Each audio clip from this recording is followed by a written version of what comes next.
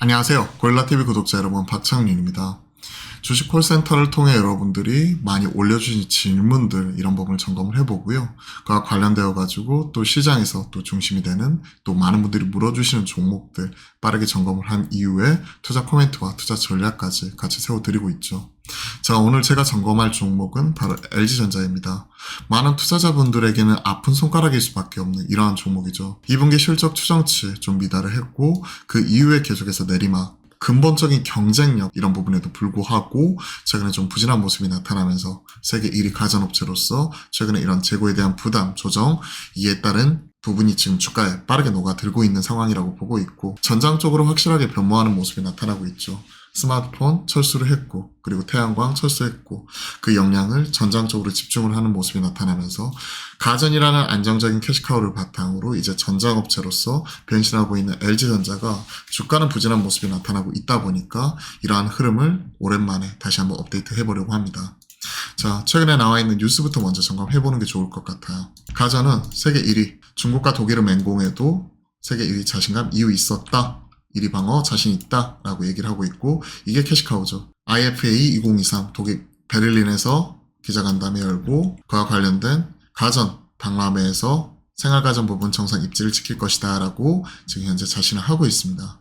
LG전자 홈앤어플라이언스 사업본부장 사장이죠. 생활가전업계 1위를 차지했다. 중국의 거센 맹공에도 1위 자리에 금이 가지 않을 것으로 봤다. 그리고 LG전자와 삼성전자 양분한 의류 관리기 시장에서 밀레가 진출한 데 대해서는 기대감이 크다, 판이 커진다, 이런 부분 얘기를 하고 있고, 스타일러죠. 즉 안정적인 가전 이런 부분이 나타나고 있고, 이에 따른 재고에 대한 조정 이런 부분이 나타나게 되면서 2분기는 기대치에 좀 못 미치긴 했지만 결국은 방향성 자체가 어느 정도 이런 부분이 마무리되고 주가가 지금은 녹여내고 있는 상황에서 올라오게 되는 이런 트리거, 이런 부분이 필요하겠죠. 이쪽은 전장 쪽이라고 보고 있습니다.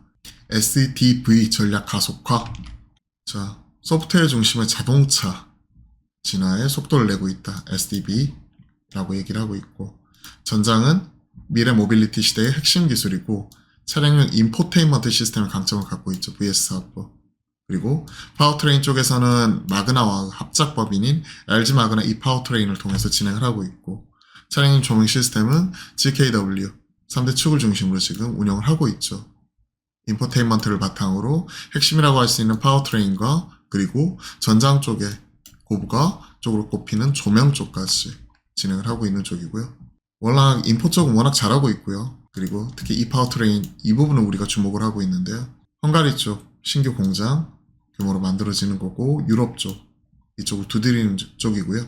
그리고 충전 솔루션 이런 부분 구축에도 하이비 차저 인수를 하면서 빠르게 진행을 하고 있고, 전장 쪽 올해 수주 잔고 100조 원 얘기를 하고 있는 만큼 상당히 좀 중장기적으로 보면 계속해서 이제 LG전자가 그동안에 가전업체에서 전장업체로 변신하게 되었을 때 그에 따른 밸류 가치를 얼마만큼 줘야 될 것인가 하는 부분에 있어서 중요한 관건이 될 수 있고, 특히나 올해 이러한 부분 자체가 좀 강하게 치고 올라오고 100조 원 수주한 거 넘어가고 강하게 또 이런 부분에서 실적 거둬들이게 되면 저는 좋은 평가 긍정적으로 받을 수 있다고 생각을 하거든요.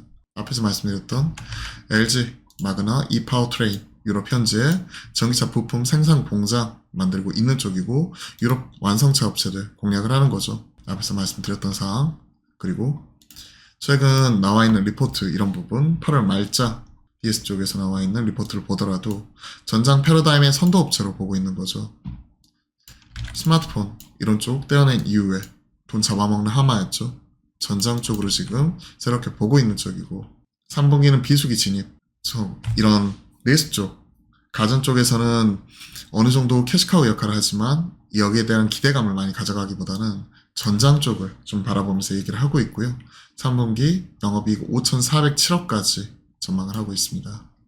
QOQ로는 마이너스 26.8%, 즉 실적이 이에 따른 우려, 부진에 대한 우려, 2분기 실적 실망감 이런 것들은 지금 녹여내고 있다고 보는 거죠. 그러니까 실적 때문에 더 빠진다? 이러기보다는 오히려 지금 업사이드를 보는 게 중요할 것 같습니다. 많이 올라가는 종목은 이제 리스크 요인을 보는 거고, 고점 대비해서 지금 조정이 세게 나왔다가 바닥 잡고 다시 올라가는 종목은 이제는 업사이드를 보면서 지켜봐야 되는 거죠. 전장의 이익률 안정화 단계 진입, 수익성은 점차 견고해질 것이다. GM 볼트 충당금 반영이 되었으나 이를 제외하면 3.4% 정도의 이익 턴어라운드 작년부터 계속 진행이 되고 있는 것 자체는 변함이 없다라고 보고 있고요.